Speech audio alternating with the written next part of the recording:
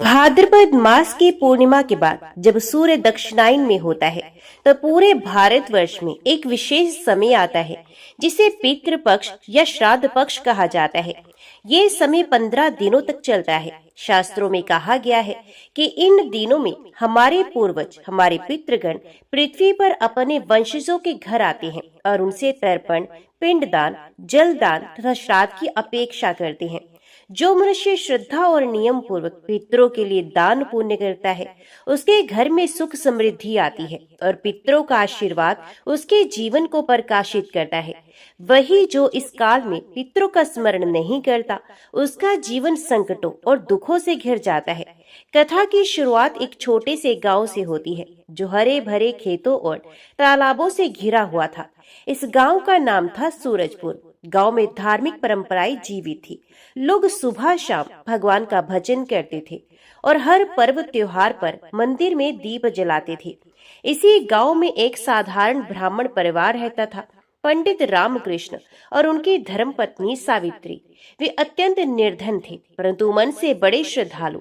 उनके घर में भगवान विष्णु की छोटी सी मूर्ति थी जिसे वे प्रतिदिन पूजा करते थे। रामकृष्ण के पास थोड़ी सी जमीन थी, लेकिन लगातार सूखे और कठिन परिश्रम के बाद भी उनका घर हमेशा तंगी में ही रहता। कई बार तो बच्चों के लिए भोजन जुटाना भी कठिन हो जाता। फिर भी सावित्री हमेशा कहती, स्वामी, गरीबी कोई अभिशाप नहीं। जब तक हमारे घर में श्रद्धा और भक्ति है तब तक कोई दुख हमें डिगा नहीं सकता। लेकिन एक दुख ऐसा था जो रामकृष्ण के मन को हमेशा कचोटता था। उनके पिताजी का देहांत कई वर्ष पूर्व हुआ था। उस समय गरीबी और परिस्थितियों के कारण वे उनका श्राद्ध विधि ठीक से नहीं कर पाए। ये बात उनके हृदय में एक बोझ की तरह बैठ गई थी। हर साल जब पितृ पक्ष आता, वे अपने पिताजी की तस्वीर के आगे दीप जलाते, थोड़ा सा अन्न अर्पित करते और रोकर कहते कि पिताजी, मैं आपका श्राद्ध ठीक से नहीं कर सका, कृपया करके मुझे क्षमा कर दीजिए। सावित्री भी उन्हें समझाती, परंतु रामकृष्ण का मन हमेशा यही सोचकर व्यथित रहता कि कहीं उनके पिताजी उन पर अप्रसन्न ना हो गए हों। इस बार भाद्रपद पूर्णिमा के बाद जब पितृपक्ष आरंभ हुआ तो पूरे गांव में श्राद्ध की चर्चा होने लगी। हर घर में लोग अपने अपने पितरों के लिए विधि पूर्वक तर्पण की तैयारी कर रहे थे। मगर रामकृष्ण का घर फिर से तंगी से जूझ रहा था। उनके पास ना तो तर्पण के लिए तिल थे, न पर्याप्त चावल, ना ही दान के लिए दक्षिणा। वे उदास होकर मंदिर गए और भगवान विष्णु के सामने बैठकर प्रार्थना करने लगे। हे नारायण, यदि मैं अपने पितरों का श्राद्ध करने में असमर्थ हूँ तो उनका क्या होगा? कहीं वे मुझसे रुष्ट होकर मुझे और मेरे बच्चों को अभिशाप ना दे दे। प्रभु, कोई मार्ग दिखाइए। उसी रात रामकृष्ण ने एक अद्भुत स्वप्न देखा। स्वप्न में उन्होंने देखा कि उनके पिताजी और पूर्वज उज्जवल देह के साथ उनके सामने खड़े हैं। ये प्रसन्न नहीं बल्कि उदास दिखाई दे रहे थे। पिताजी ने कहा, बेटा रामकृष्ण, तुम्हारा हृदय हमें याद करता है, यही तुम्हारी सबसे बड़ी श्रद्धा है। किंतु विधि विधान से श्राद्ध करना भी आवश्यक है। बिना श्राद्ध और तर्पण के पितृलोक के जीव प्यासे और भूखे रह जाते हैं। जब वंशज जल और अन्न अर्पित करते हैं तभी हमें संतोष मिलता है। यदि इस बार भी तुम हमारा श्राद्ध ना कर पाए तो तुम्हारे जीवन की कठिनाइयां और बढ़ जाएंगी। रामकृष्ण घबराकर बोले, पिताजी, मैं गरीब हूँ, मेरे पास दान देने के लिए धन नहीं, ना ही तर्पण की सामग्री, मैं क्या करूँ? तब उनके पिताजी ने उत्तर दिया, बेटा, श्राद्ध में सबसे मुख्य है सच्ची श्रद्धा और शुद्ध मन। यदि धन ना हो तो नदी या तालाब के किनारे जाकर तिल, कुश और जल से हमें तर्पित करो। एक रोटी, एक फल या अन्न का छोटा सा भाग भी यदि श्रद्धा से अर्पित करोगे तो हम संतुष्ट हो जाएंगे। ये कहकर पिताजी आकाश की ओर चले गए और स्वप्न टूट गया। सुबह उठकर रामकृष्ण ने ये स्वप्न सावित्री को सुनाया। सावित्री ने कहा, स्वामी, ये तो पितरों का सीधा संदेश है। हमें इस बार श्राद्ध अवश्य करना चाहिए। चाहे हमारे पास धन ना हो, परंतु श्रद्धा और शुद्धता से जो भी कर सकते हैं वो हम अवश्य करेंगे। दोनों ने संकल्प लिया कि इस बार वे पितृ पक्ष का प्रत्येक दिन विधि पूर्वक निभाएंगे। गांव के लोग जब ये सुनते तो कोई व्यंग्य करता, अरे रामकृष्ण, तुम्हारे पास तो खुद खाने को नहीं, तुम पितरों को क्या अर्पित करोगे? लेकिन रामकृष्ण और सावित्री दृढ़ है।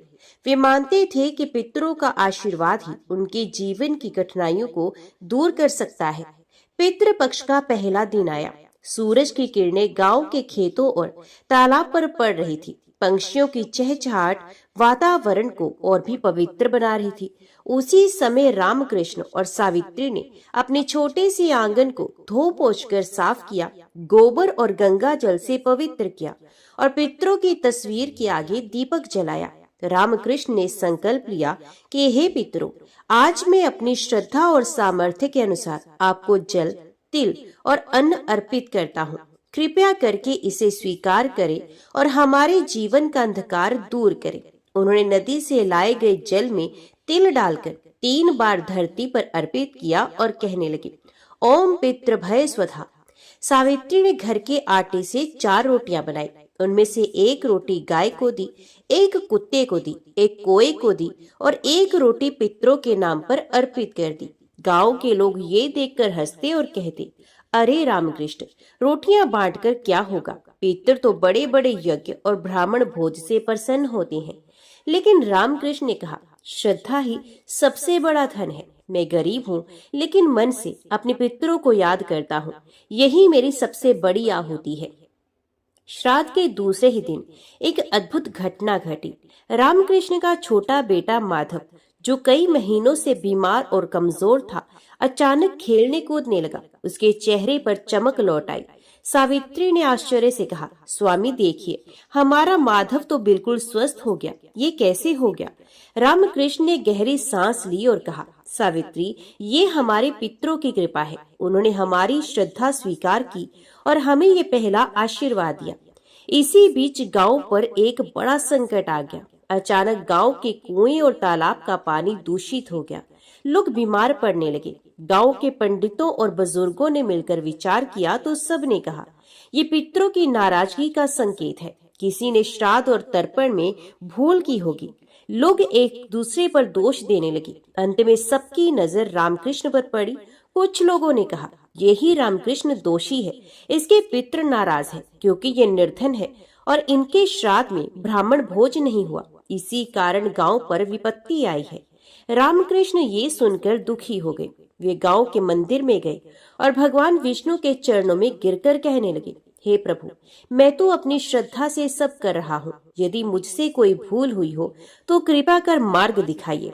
रात को जब रामकृष्ण सोए तो उन्हें फिर स्वप्न आया। इस बार स्वयं भगवान विष्णु प्रकट हुए। वे 4 भुजाओं में शंख, चक्र, गदा और पद्म धारण किए हुए थे।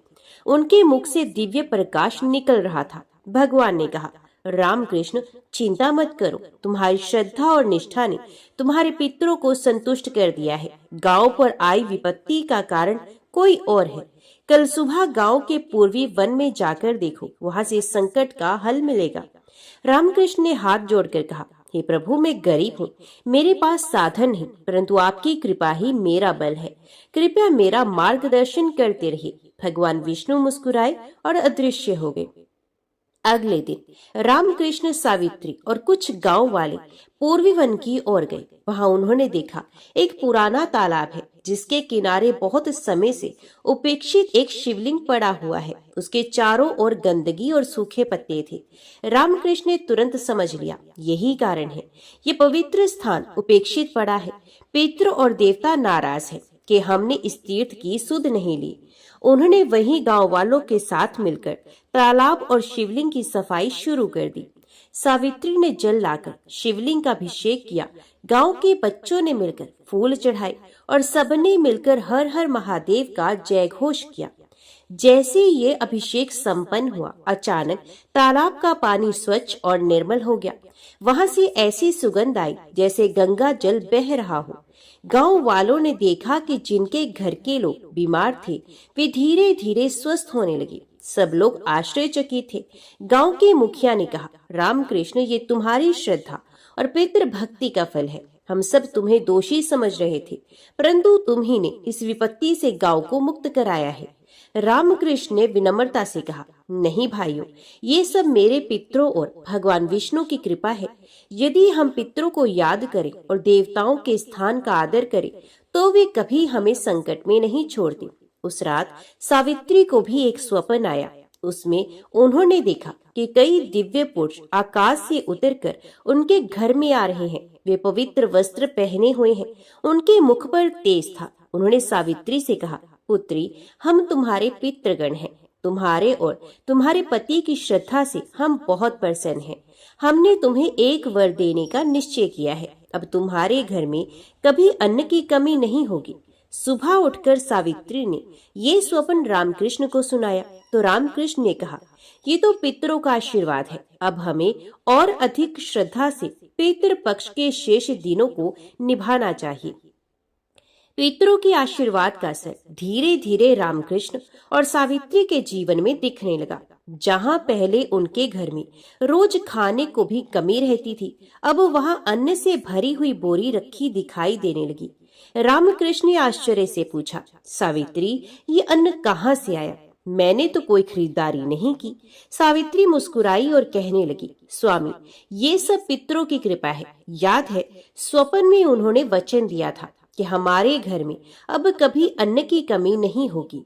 रामकृष्ण भावुक होकर पितरों की तस्वीर के आगे झुक गए और कहने लगे, हे पितरों, आपने मेरे जीवन का सबसे बड़ा बोझ उतार दिया। अब मैं शांति से आपके श्राद्ध कर सकूंगा। धीरे धीरे गांव वालों का रवैया भी बदलने लगा। जो लोग पहले रामकृष्ण को तिरस्कार की दृष्टि से देखते थे, अब वे उनके पास सलाह लेने के लिए आने लगे। कोई पूछता, पंडित जी, श्राद्ध में कोई को भोजन देने का क्या महत्व है? तो कोई कहता, रामकृष्ण, आपने तो अपने पितरों को प्रसन्न कर दिया। हमें भी बताइए कि हम क्या करें ताकि हमारे पितृ प्रसन्न हो। रामकृष्ण बड़े ही विनम्र भाव से सबको बताते, भाइयों, श्राद्ध का मूल भाव है श्रद्धा। चाहे आप थोड़ा सा जल ही क्यों न अर्पित करें, यदि मन से करते हैं तो पितृ प्रसन्न हो जाते हैं। कोई को अन्न देना इसलिए आवश्यक है क्योंकि कोआ पितरों का दूत माना गया है। जब कोआ अन्न ग्रहण करता है तो पितरों तक वे अर्पण पहुंच जाता है। गांव में अब पितृपक्ष के दिन एक उत्सव जैसे मनाए जाने लगे। हर घर में दीपक जलते, लोग नदी किनारे जाकर तर्पण करते और शाम को एकत्रित होकर भजन कीर्तन करते। पितृपक्ष का 12वां दिन था। रामकृष्ण अपने आंगन में बैठे पितरों का स्मरण कर रहे थे। तभी अचानक तेज आंधी चली और उनके आंगन में एक अपरिचित वृद्ध ब्राह्मण आ पहुंचे। उनका शरीर दुर्बल था, वे भूखे प्यासे प्रतीत हो रहे थे। रामकृष्ण तुरंत उठे और उन्हें आदर पूर्वक घर के भीतर लाकर आसन दिया।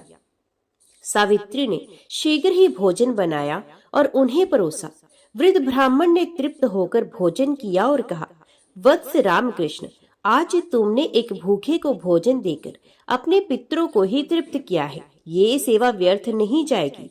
इतना कहकर वे ब्राह्मण अचानक अदृश्य हो गया। रामकृष्ण और सावित्री ने एक दूसरे की ओर देखा। दोनों समझ गए ये कोई सामान्य ब्राह्मण नहीं थे, बल्कि पितरों का ही स्वरूप थे जो उनकी परीक्षा लेने आए थे। इसी रात एक विचित्र घटना हुई। रामकृष्ण ने स्वप्न में देखा कि आकाश से 2 विशालकाय पुरुष उतर रहे हैं। उनके हाथ में गदा और फंदा है, उनकी आंखों में अद्भुत तेज है। ये यमदूत थे। यमदूतों ने कहा, रामकृष्ण, तुम्हारी पितृ भक्ति और निष्ठा ने हमें यहाँ भेजा है। स्वयं धर्मराज यमराज तुम्हें संदेश देना चाहते हैं। कल भोर होते ही तुम्हें गांव के दक्षिणी शमशान में जाना होगा। वहाँ धर्मराज प्रकट होकर तुम्हें पितृपक्ष का महत्व बताएंगे। रामकृष्ण घबराए हुए थे, परंतु उन्होंने यमदूतों को प्रणाम किया और कहा, ये तो मेरे लिए सौभाग्य की बात है कि स्वयं धर्मराज मुझे शिक्षा देंगे।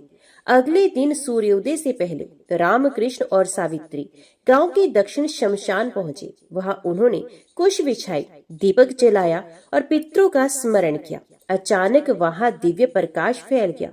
उस प्रकाश से एक विशालकाय पुरुष प्रकट हुए। उनके शरीर पर पीत वर्ण के वस्त्र थे, हाथ में दंड और फंदा था। उनके नेत्रों से करुणा और तेज झलक रहा था। वे थे धर्मराज यमराज।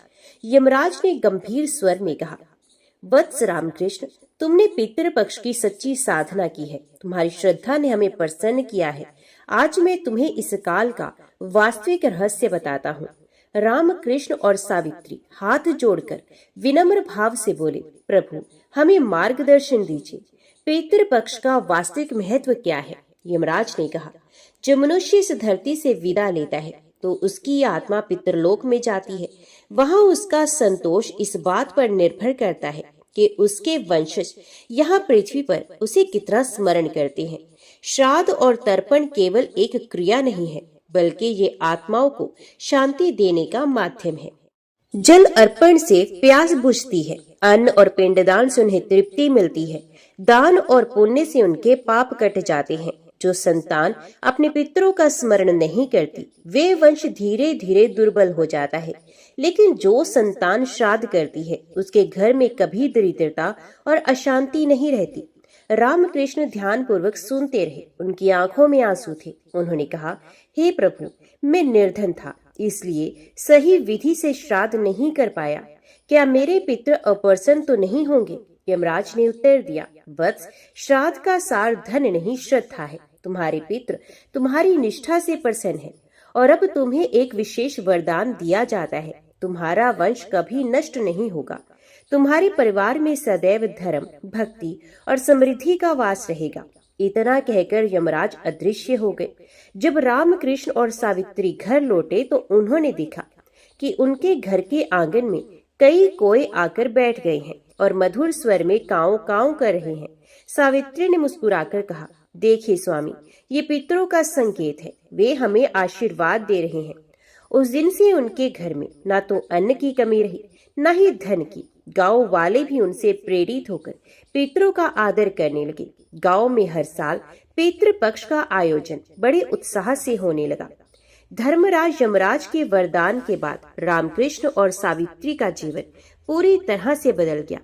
जो घर पहले अंधकार और दरिद्रता से भरा था, वहां अब दीपों की ज्योति और खुशहाली का वास होने लगा। रामकृष्ण का खेत, जो सालों से बंजर पड़ा था, अचानक हरियाली से भर गया। धान और गेहूं की बालियां इतनी लहलहाने लगी कि गांव वाले आश्चर्य करने लगे। सावित्री के आंगन में तुलसी का पौधा पहले से भी अधिक हरा भरा हो गया। गांव के लोग कहने लगे, ये सब रामकृष्ण की पितृभक्ति का फल है। हमें भी अपने पितरों की पूजा श्रद्धा से करनी चाहिए। रामकृष्ण का छोटा बेटा माधव, जो पहले बीमारियों से जूझता था, अब स्वस्थ और तेजस्वी बन गया। ये पढ़ाई में भी आगे बढ़ने लगा। गांव का शिक्षक कहता, माधव का ज्ञान अद्भुत है, ये आगे चलकर बड़ा विद्वान बनेगा। रामकृष्ण और सावित्री ये सुनकर भावुक हो जाते। वे समझते थे कि ये सब पितरों की कृपा का ही परिणाम है। गांव के लोग भी अब हर साल पितृ पक्ष का आयोजन सामूहिक रूप से करने लगे। गांव के तालाब किनारे वे सब मिलकर तर्पण करते, पिंडदान करते और ब्राह्मणों को भोजन कराते। शाम को सब एक साथ बैठकर भजन कीर्तन गाते।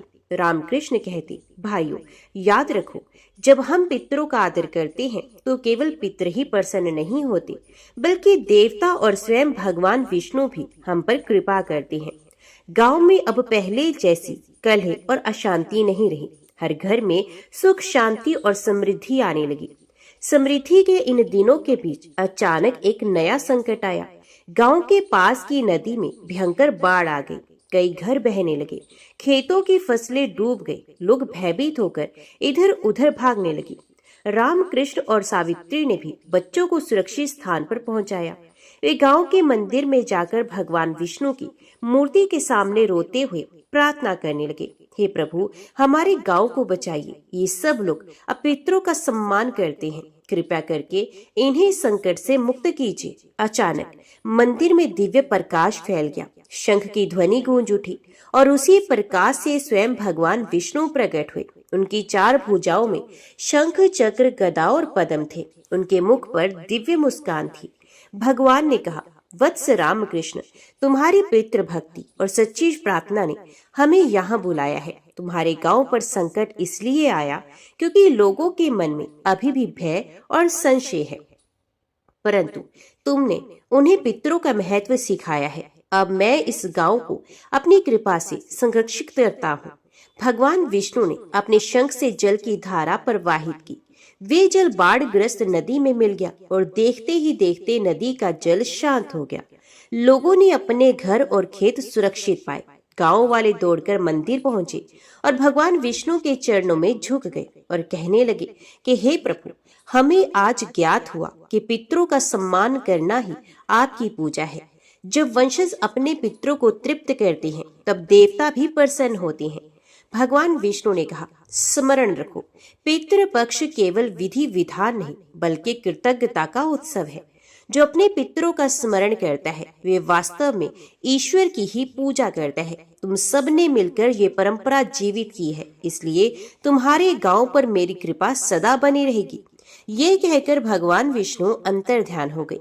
उस दिन से गांव वालों ने निश्चय किया कि हर साल पितृ पक्ष पर सामूहिक श्राद्ध किया जाएगा। हर घर से अन्न, जल और दान इकट्ठा करके ब्राह्मणों को भोजन कराया जाएगा। कोई, गाय, कुत्ते और गरीबों को भी अन्न बांटा जाएगा। रामकृष्ण और सावित्री गांव के आदर्श बन गए। लोग कहते थे कि पितरों की सच्ची सेवा का उदाहरण यदि किसी ने दिया है तो वे है रामकृष्ण और सावित्री। उस रात ग्राम के मंदिर में दीप जल रहे थे। सभी ग्रामीणों ने मिलकर भगवान विष्णु और यमराज की स्तुति की। आकाश में चंद्रमा उज्जवल था, जैसे स्वयं देवता भी इस अवसर पर प्रसन्न हो। रामलाल और सावित्री ने मिलकर संकल्प लिया, हम हर वर्ष पितृ पक्ष में अपने पितरों को तर्पण देंगे, गरीबों को भोजन कराएंगे और धर्म का प्रचार करेंगे। उनके इस संकल्प से वातावरण में सकारात्मक ऊर्जा फैल गई। धीरे धीरे ग्राम का स्वरूप बदलने लगा। जो लोग पहले दान पुण्य को व्यर्थ मानते थे वे अब पितरों के श्राद्ध में श्रद्धा से शामिल होने लगे। भूखे और बेघर लोग अब निश्चिंत होकर पितृ पक्ष में घर घर जाकर भोजन पाते।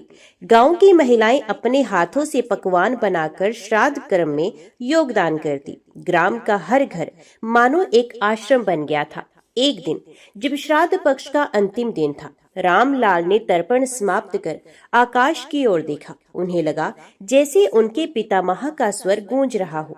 उन्होंने कहा, हे वत्स, तुमने न केवल हमारे लिए बल्कि पूरे कुल और गांव के लिए पुण्य अर्जित किया है। जब जब पितृपक्ष आएगा हम तुम्हें आशीर्वाद देने अवश्य आएंगे। तुम्हारे घर में सुख समृद्धि बनी रहेगी और संतति हमेशा धर्म मार्ग पर चलती रहेगी। इस दिव्य वाणी ने रामलाल को आश्वस्त कर दिया कि अब उनके पितृ सदा प्रसन्न रहेंगे। कभी जो परिवार दरिद्रता और अशांति से घिरा था वही अब सुख और समृद्धि का केंद्र बन गया। उनके खेतों में अन्न की भरपूर उपज होने लगी। घर में गायें दूध देने लगी। उनके पुत्र और पुत्री विद्या और धर्म के मार्ग पर अग्रसर होने लगे। लोग दूर दूर से आकर कहते कि देखो, श्राद्ध और पितृ पक्ष की महिमा कितनी महान है। जिस परिवार ने अपने पितरों को तृप्त किया उस पर स्वयं देवताओं ने कृपा की। रामलाल ने अपने जीवन को एक मिशन बना लिया। वे हर वर्ष पितृ पक्ष में श्राद्ध करते और गांव के अन्य लोगों को भी प्रेरित करते और कहते, भाइयों और बहनों, हम सबका अस्तित्व अपने पितरों के कारण है। यदि हम उनका सम्मान करेंगे, उन्हें जल और भोजन देंगे तो वे भी हमें आशीर्वाद देंगे। पितरों की कृपा से ही हमारी संतानें फलती फूलती हैं और परिवार में सुख रहता है। उनकी इस सीख से अगली पीढ़ियां भी प्रभावित हुई। अब ग्राम में पितृपक्ष एक पर्व के रूप में मनाया जाने लगा। पितृपक्ष के अंतिम दिन रामलाल ने ध्यान में बैठते हुए देखा कि एक दिव्य प्रकाश उनके चारों ओर है। उस प्रकाश में उनके पितृ खड़े थे, मुस्कुराते हुए, आशीर्वाद देते हुए। उन्होंने मन ही मन कहा, हे पितरों, आज यदि मेरे परिवार और गांव में सुख है तो ये आपकी कृपा से ही संभव है। उस क्षण उन्हें लगा मानो पितरों की आत्माएं स्वर्गलोक की ओर प्रस्थान कर रही हों और पीछे छोड़ रही हों आशीर्वाद, समृद्धि और शांति का अमूल्य खजाना। गांव में जो परिवर्तन आया उसकी चर्चा धीरे धीरे नगर और फिर राज्य तक फैल गई। राजा स्वयं इस बात से अचंभित था कि छोटे से गांव में पितृपक्ष मनाने से इतना बड़ा बदलाव आ गया। राजा ने अपने मंत्रियों से कहा, यदि सचमुच पितृपक्ष में पितरों का तर्पण करने से इतना कल्याण होता है तो हमें भी पूरे राज्य में इसे पर्व के रूप में मनाना चाहिए। राजा ने राजमहल में भव्य श्राद्ध यज्ञ का आयोजन कराया। ब्राह्मणों को आमंत्रित किया गया, गऊओं को चारा और दान दिया गया, गरीबों और भूखों को भर पेट भोजन कराया गया। राजमहल में गूंज उठी, पितरों को तर्पण समर्पित है, उनके आशीर्वाद से राज्य में शांति और समृद्धि स्थापित हो। उस दिन पूरे राज्य में उत्सव का वातावरण था। श्राद्ध के मध्य जब आहुति दी जा रही थी तो राजा ने देखा आकाश में एक दिव्य प्रकाश फैला है। उस प्रकाश में उसके पूर्वज प्रकट हुए तो उन्होंने कहा, हे वत्स, तूने हमें स्मरण किया, इसलिए हम तृप्त हुए। अब तेरे राज्य में कभी दुर्भिक्ष नहीं होगा, प्रजा सुखी रहेगी और शत्रुओं पर विजय मिलेगी। राजा ने हाथ जोड़कर प्रणाम किया। उसकी आंखों से आनंद अश्रु बहने लगे। राज्य में उस वर्ष वर्षा भी समय पर हुई, फसलें लहलहाने लगी, बीमारियां कम होने लगी। प्रजा के मन में राजा के लिए सम्मान और भी बढ़ गया। लोग कहने लगे, ये सब पितृपक्ष की कृपा है। जब हम अपने पूर्वजों को जल और अन्न अर्पित करते हैं तो वे प्रसन्न होकर हमें सुख समृद्धि देते हैं। राजा ने जब ये सुना कि इस पितृपक्ष आंदोलन की शुरुआत एक साधारण गृहस्थ रामलाल ने की थी तो उसने स्वयं गांव में जाकर रामलाल और सावित्री का सम्मान किया। राजा ने कहा, तुम्हारे श्रम और भक्ति ने मेरे राज्य को समृद्धि दी है। अब से ये परंपरा पूरे राज्य में हर वर्ष बड़े उत्साह से मनाई जाएगी। राजा ने उन्हें सोने के आभूषण और एक सुंदर घर भेंट किया। रामलाल ने राजा और प्रजा को संबोधित करते हुए कहा, भाइयों, पितरों की कृपा तभी मिलती है जब हम श्रद्धा से उनका स्मरण करें। पितृपक्ष केवल अनुष्ठान नहीं, ये हमारी आत्मा और कुल परंपरा से जुड़ा पर्व है। पितरों का आशीर्वाद ही संतान को दिशा देता है और परिवार को समृद्ध करता है। राजा ने सबको ये शिक्षा अपनाने का आदेश दिया। श्राद्ध के समापन पर आकाश से दिव्य वाणी सुनाई दी, धन्य है ये भूमि जहाँ पितरों का सम्मान होता है। जो मनुष्य पितृपक्ष में श्राद्ध करता है उसके कुल में कभी दरिद्रता, अकाल मृत्यु और कलेश नहीं होता। सभी जन हर्षित हो उठे। राज्य में पितृपक्ष का पालन अनिवार्य कर दिया गया। अब हर गांव, हर नगर, हर घर में पितरों का श्राद्ध होता। मंदिरों में घंटियां बजती, गंगा घाटों पर तर्पण के लिए भीड़ उमड़ पड़ती। हर आंगन से पकवान की सुगंध आती जो पितरों और अतिथियों को अर्पित की जाती। धीरे धीरे पूरा राज्य स्वर्ग के समान प्रतीत होने लगा। एक रात्रि राजा ने स्वप्न देखा। उसके सामने चारों दिशाओं से प्रकाश की धाराएं उतर रही थी। उसमें उसके पितृ और समस्त प्रजा के पितृ प्रकट हुए और उन्होंने कहा, बस तूने हम सबका सम्मान किया। अब यह राज्य धर्म, समृद्धि और शांति का केंद्र बनेगा। आने वाली पीढ़ियां इस परंपरा को निभाएंगी और तुम्हारा नाम अमर रहेगा। राजा भाव विभोर हो गया। गांव का साधारण गृहस्थ रामलाल अब सबके लिए प्रेरणा बन गया था। लोग दूर दूर से उसके पास आकर श्राद्ध और तर्पण की विधि सीखते। एक दिन पितृपक्ष के दौरान जब वे तर्पण कर रहा था तो उसके सामने एक दिव्य ऋषि प्रकट हुए। ऋषि ने कहा, वत्स रामलाल, तुमने पितरों का सम्मान करके पूरे जगत को प्रेरित किया है। ये पुण्य तुम्हें मोक्ष प्रदान करेगा। तुम्हारी आत्मा मृत्यु के बाद सीधे विष्णु धाम जाएगी।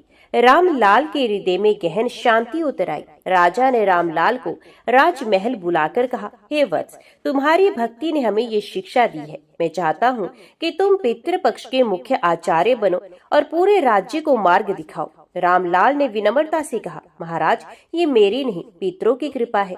मैं तो केवल एक निमित्त मात्र हूँ। राजा उसकी नम्रता को देखकर और भी प्रभावित हुआ। पितृपक्ष का अंतिम दिन था। गंगा के तट पर लाखों लोग एकत्रित हुए। सबने अपने पितरों को जल अर्पित किया। किसी ने तिल अर्पित किए, किसी ने पकवान, किसी ने गरीबों को वस्त्र दान दिए। आकाश में गूंज उठी, पितृ तृप्त हुए, पितृ प्रसन्न हुए। उस दिन आकाश निर्मल और स्वच्छ हो गया, मानो स्वयं देवता भी इस अनुष्ठान को देख प्रसन्न हो रहे हों।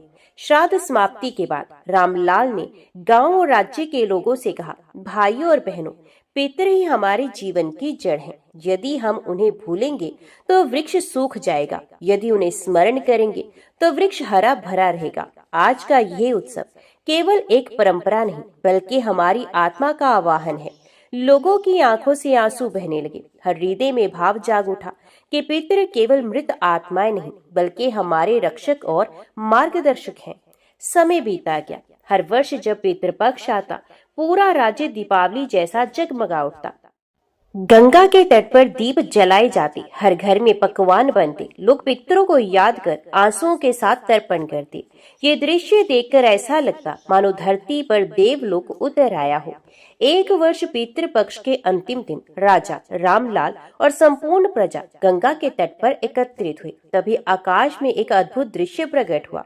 सैकड़ों दिव्य आत्माएं मुस्कुराते हुए स्वर्णिम आभा में लिपटी हुई नीचे उतरी। उन्होंने कहा, हे वत्सो, तुमने हमें जल तर्पण और अन्न दिया। हम सदा तुम्हें आशीर्वाद देंगे।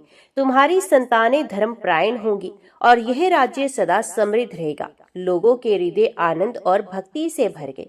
वर्षों बाद जब रामलाल की आयु पूर्ण हुई, वे अपने अंतिम समय में पितरों का स्मरण कर रहे थे। उन्होंने आकाश की ओर देखा तो वही दिव्य ज्योति प्रकट हुई। उसमें उनके पितर यमराज और स्वयं भगवान विष्णु खड़े थे। भगवान विष्णु ने कहा, वत्स, तूने पितरों का सम्मान करके लोक कल्याण किया है। अब तू हमारे धाम को प्राप्त होगा।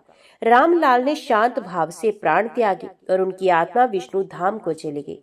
रामलाल के जाने के बाद भी उसकी प्रेरणा बनी रही। राजा ने आदेश दिया कि पितृपक्ष को राज्य का सबसे बड़ा पर्व माना जाएगा। हर गांव में पंडाल सजते, गरीबों को भोजन और वस्त्र दिए जाते, विद्वान ब्राह्मण वेद पाठ और श्राद्ध विधि का संचालन करते।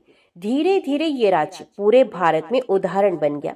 राजा ने अपने वंशजों को समझाया, वत्सो, स्मरण रखना, हम सब अपने पितरों की वजह से हैं। जब तक तुम पितरों को जल और अन्न अर्पित करोगे, तब तक यह राज्य सुरक्षित रहेगा। यदि कभी कोई पीढ़ी पितरों को भूल जाएगी तो ये समृद्धि छिन जाएगी।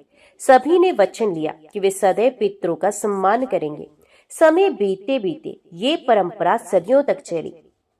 आज भी जब पितृपक्ष आता है तो लोग अपने पूर्वजों को याद करते हैं और गंगा तट पर तर्पण करते हैं। भले ही रामलाल और वह राजा अब इस लोक में नहीं है, पर उनकी परंपरा जीवित है। हर वर्ष जब कोई संतान तर्पण करते हुए आंसू बहाती है तो आकाश से पितरों की वाणी सुनाई देती है, हम तृप्त हुए, हम प्रसन्न हुए। और उसी क्षण पितरों का आशीर्वाद संतान के जीवन में सुख, समृद्धि और शांति का संचार करता है। पितृपक्ष केवल एक अनुष्ठान नहीं, बल्कि ये हमारी आत्मा का धर्म है। पूर्वजों का सम्मान करने से ही परिवार, समाज और राज्य में सुख समृद्धि आती है। जो अपने पितरों को तर्पण करता है, उसे पितरों का आशीर्वाद मिलता है और उसकी संतानें धर्म मार्ग पर चलती हैं। अभी हम आपको सुनाने जा रहे हैं पितृ स्तोत्र। पितृ स्तोत्र के माध्यम से हम अपने पितरों का स्मरण और स्तुति करते हैं। इससे पितर प्रसन्न होकर तृप्त होते हैं और हमें आशीर्वाद देते हैं। मान्यता है कि जो व्यक्ति पितरों को प्रसन्न करता है, उसके परिवार पर सदैव सुख समृद्धि बनी रहती है। बहुत बार कुंडली में पितृदोष के कारण जीवन में बाधाएं आती हैं। संतान सुख में कमी, आर्थिक संकट या अशांति।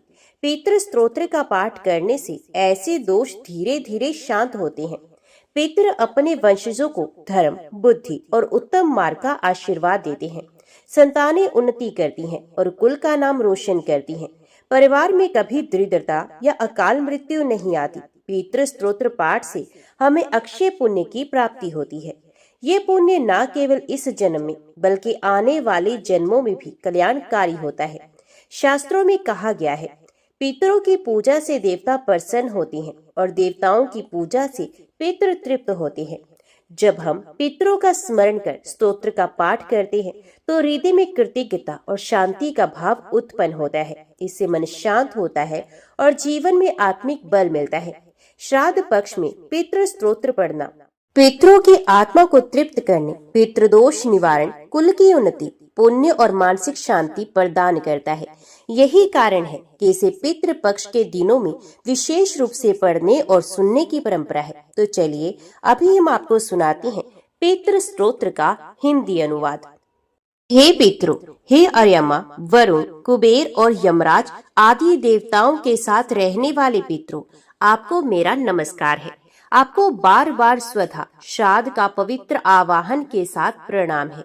हे देव तुल्य पितरों, हे दिव्य लोकों में रहने वाले पितरों और हे ऋषि स्वरूप पितरों, आप सबको मेरा बार बार प्रणाम है। हे सौम्य, शांत और दयालु पितरों, हे धर्म का पालन करने वाले पितरों, हे महान आत्मा वाले पितरों, आप सबको मैं नमन करता हूँ। स्वधा से तृप्त होने वाले हे पितरों, आप मुझ पर सदैव प्रसन्न रहें। आपकी कृपा से मुझे धर्म, अर्थ, काम और मोक्ष सब प्राप्त हो।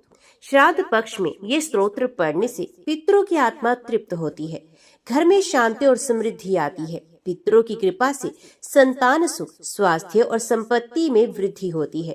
पूर्वज प्रसन्न होकर वंशजों को आशीर्वाद देते हैं।